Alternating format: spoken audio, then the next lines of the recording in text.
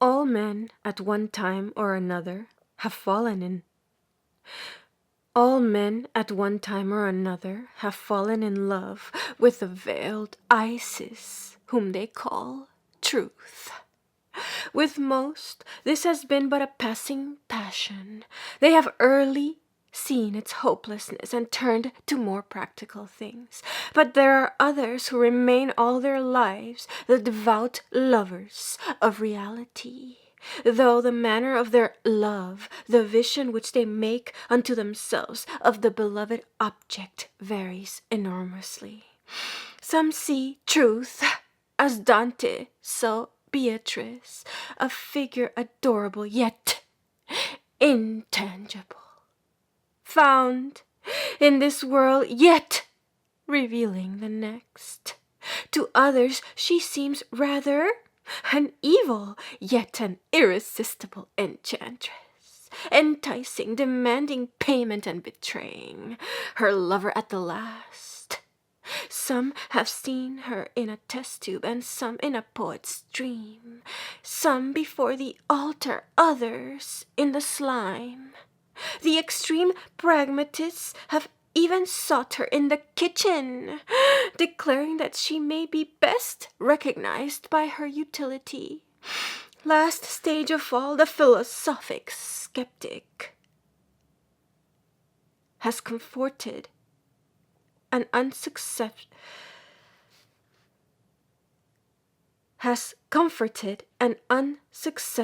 courtship by assuring himself that his mistress is not really there. Last stage of all, the philosophic skeptic has comforted an unsuccessful courtship by assuring himself that his mistress is not really there. Under whatsoever symbols they may have objectified their quest, none of these seekers have ever been able to assure the world that they have found, seen face to face, the reality behind the veil. But if we may trust the reports of the mystics, and they are reports given with a strange accent of certainty and good faith, they have succeeded where all these others have failed, in establishing immediate communication between the spirit of man, entangled, as they declare, amongst material things, and that only reality. That immaterial and final being which some philosophers call the Absolute, and most theologians call God. This, they say, and hear many who are not mystics agree with them, is the hidden truth, which is the object of man's craving, the only satisfying goal of his quest. Hence they should claim from us the same attention that we give to other explorers of countries in which we are not competent to adventure ourselves. For the mystics are the pioneers of the spiritual world, and we have no right to deny the validity to their discoveries merely because we lack the opportunity or the courage necessary to those who would prosecute such explorations for themselves. It is the object of this book to attempt a description, and also, though this is needless for those who read the description in good faith, a justification of these experiences and the conclusions which have been drawn from them. So remote, however, are these matters from our ordinary habits of thought, that their investigation entails, in all those who would attempt to understand them, a certain definite preparation, a purging of the intellect. As with those who came of old to the mysteries, purification is here, the gate of knowledge.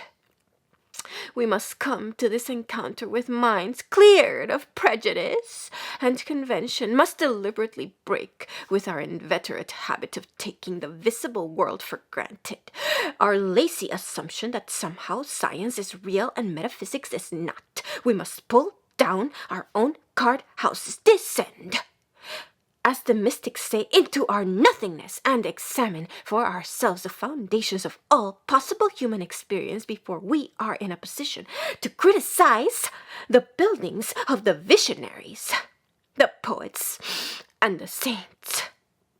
We must not begin to talk of the unreal world of these dreamers until we have discovered, if we can, a real world with which it may be compared.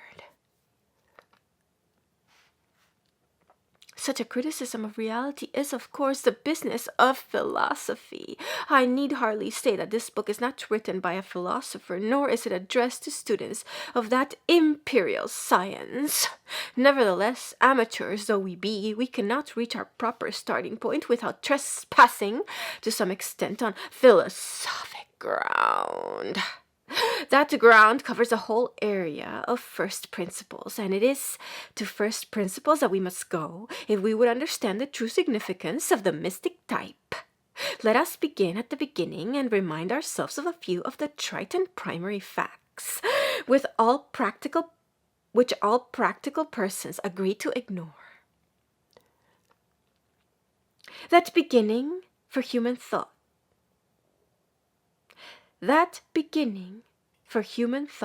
is, of course, the I, the ego, the self-conscious subject which is writing this book, or the other self-conscious subject which is reading it and which declares in the teeth of all arguments, I am. Even this I am, which has seemed safe ground to most metaphysicians, is, of course, combated by certain schools of philosophy. The word some, said Eckhart, long ago, can be spoken by no creature but by God only, for it becomes the creature to testify of itself, non sum.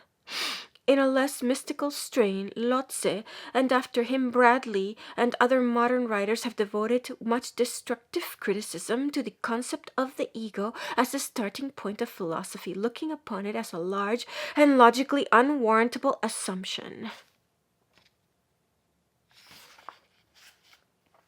Here is a point as to which we all feel quite sure.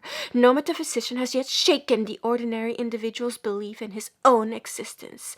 The uncertainties only begin for most of us when we ask, what else is?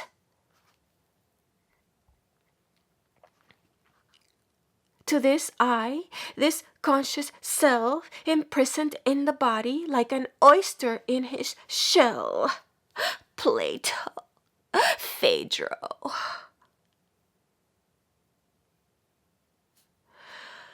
Come, as we know, a constant stream of messages and experiences. Chief amongst these are the stimulation of the tactile nerves, whose result we call touch, the vibrations taken up by the optic nerve, which we call light, and those taken up by the ear and perceived as sound. What do these experiences mean? The first answer of the unsophistic self, of course, is that they indicate the nature of the external world. It is to the evidence of her senses that she turns when she is asked what the world is like, from the messages received through those senses which pour in on her whether she will or no, batter upon her gateways at every instant, and from every side she constructs that sense world, which is the real and solid world of normal men. As the impressions come in, or rather those interpretations of the original impressions which her nervous system supplies, she pounces on them much as players in the spelling game pounce on the separate letters dealt out to them. She sorts, accepts, rejects, combines, and then triumphantly produces from them a concept which is, she says, the external world. With an enviable and amazing simplicity, she attributes her own sensations to the unknown universe. The stars, she says, are bright. The grass is green for her, as for the philosopher Hume. Reality consists in impressions.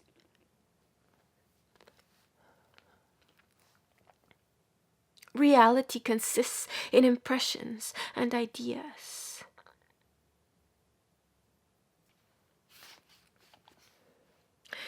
It is immediately apparent, however, that this sense world, this seemingly real external universe, though it may be useful and valid in other respects, cannot be the external world, but only the self's projected picture of it.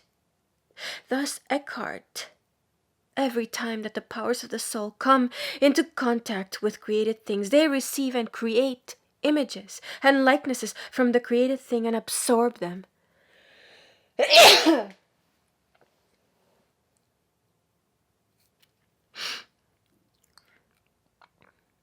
In this way arises the soul's knowledge of created things.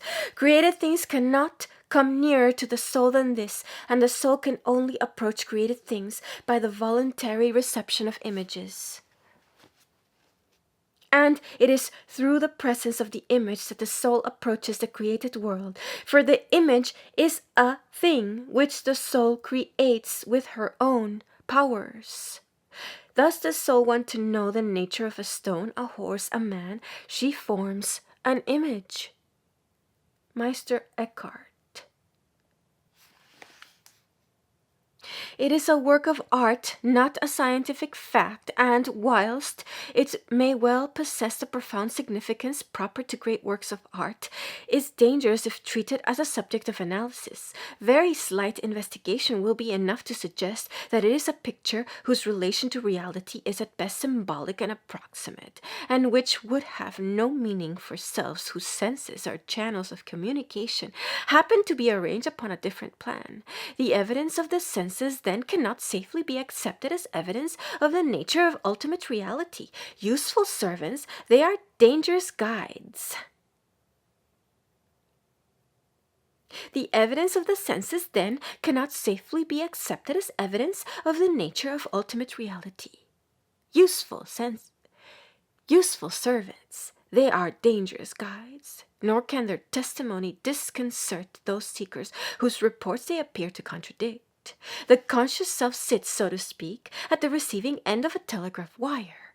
On any other theory than that of mysticism, it is her one channel of communication with the hypothetical external world. The receiving instrument registers certain messages. She does not know, and so long as she remains dependent on that instrument, never can know the object, the reality at the other end of the wire by which whose messages are sent. Neither can the messages truly disclose the nature of that object.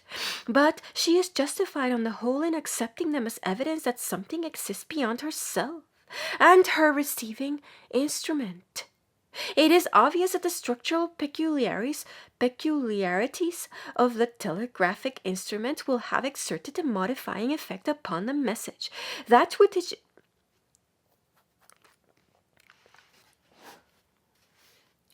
is conveyed as dash and dot, color and shape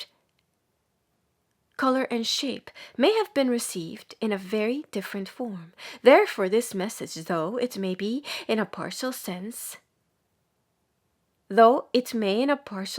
be relevant to the supposed reality at the other end, can never be adequate to it. There will be fine vibrations which it fails to take up, others which it confuses together. Hence, a portion of the message is always lost. Or, in other language, there are aspects of the world which we can never know. The sphere of our possible intellectual knowledge is thus strictly conditioned by the limits of our own personality.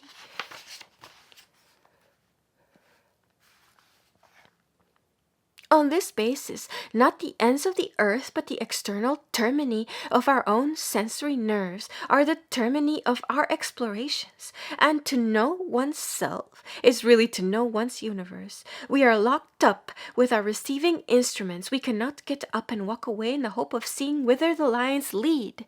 Eckhart's words are still final for us. The soul can only approach created things by the voluntary reception of images. Did some mischievous demiurge choose to tickle our sensory apparatus in a new way, we should receive by this act a new universe. The late Professor James once suggested once suggested as a useful exercise for young idealists, a consideration of the changes which would be worked in our ordinary world if the various branches of our receiving instruments happen to exchange duties. If, for instance, we heard all colors and saw all sounds. Such a remark as this throws a sudden light on the strange and apparently insane statement of the visionary Saint Martin. I heard flowers that sounded and saw notes that shone. And on the reports of certain other mystics concerning a rare moment of consciousness in which the senses are fused into a single and ineffable act of perception, and color and sound are known as aspects of the same thing. Thus, Edward Carpenter says of his own experience of the onset of mystical consciousness, the perception seems to be one in which all the senses unite into one sense. Quoted in Buck's Cosmic Consciousness. Since music is but an interpretation of certain vibrations undertaken by the ear, and color an interpretation of other vibrations performed by the eye, all this is less mad than it sounds. Were such an alteration of our senses to take place, the world would still be sending us the same messages.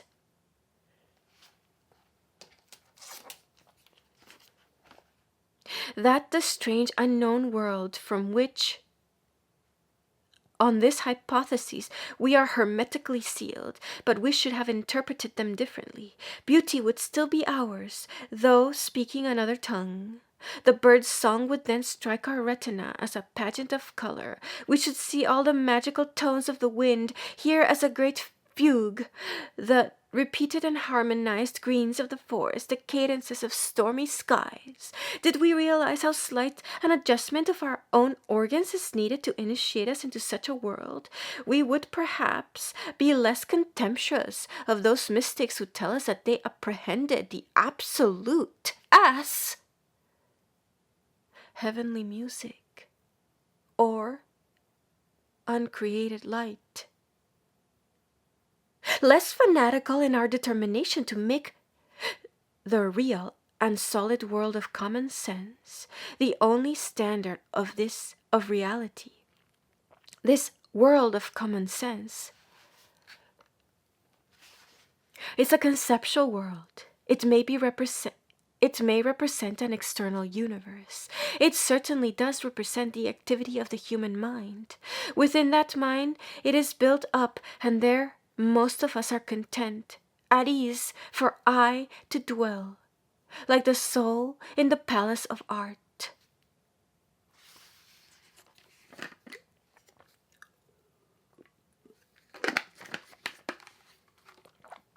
A direct encounter with absolute truth then appears to be impossible for normal non-mystical consciousness. We cannot know the reality or even prove the existence of the simplest object, though this is a limitation which few people realize acutely and most would strenuously deny. But there persists in the race a type of personality which does realize this limitation. But there persists in the race a type of personality which does realize this limitation and cannot be content with the sham realities that furnish the universe of normal men.